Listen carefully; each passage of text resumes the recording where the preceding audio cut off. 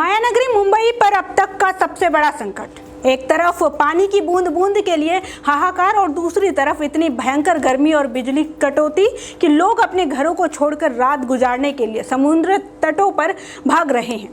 क्या municipal corporation वाला ये आलीशान शहर अब रहने लायक नहीं बचा? 2,60,00,000 की आबादी वाली मुंबई के पास अब सिर्फ 30 से 40 दिनों का पीने का पानी बचा है। आसमान से बरसती आग, दम घोटती उमस, बार बार कटती बिजली और पूरी तरह सूखे पड़े पानी के टैंक।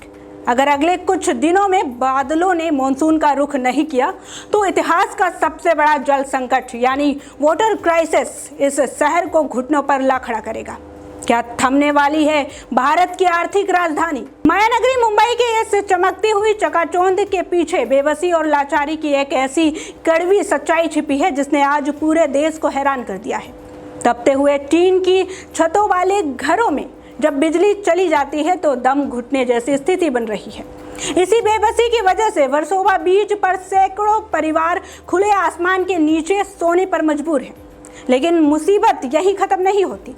इस गर्मी के बीच मुंबई के माथे पर पानी की किल्लत का कलंक भी गहरा रहा है। आइए आपको आंकड़ों के जरिए समझाते हैं कि मायानगरी के गले में यह सूखा कितना गहरा है।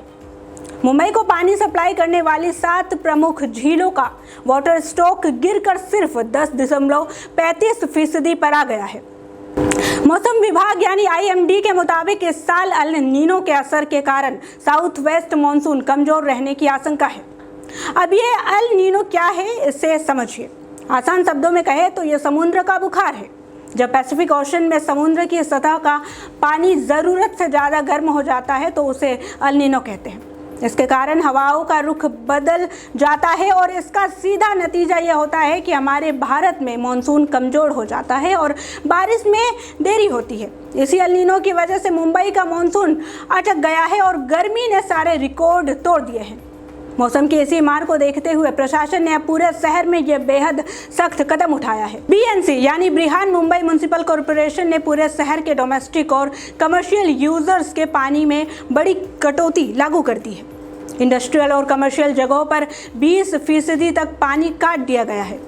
पीने के पानी का इस्तेमाल अब लग्जरी चीज़ों में नहीं होगा, यानी स्विमिंग पूल्स, कंस्ट्रक्शन एक्टिविटीज़ और गाड़ियों को धोने पर पूरी तरह से बैन लगा दी गई है। तानसा और मोदक सागर जैसी झीलों के कैच एरिया में सिर्फ नाम मात्र की बारिश हुई है, जबकि बाकी झीलें मॉनसून के इंतज़ार में पूरी तरह सूखी पड़ी है।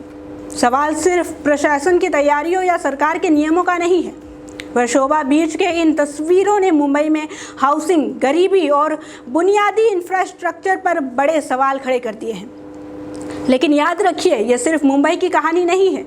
दिल्ली से लेकर बेंगलुरु तक देश के तमाम बड़े शहर आज पानी की इसी भयंकर किल्लत से जूझ रहे हैं।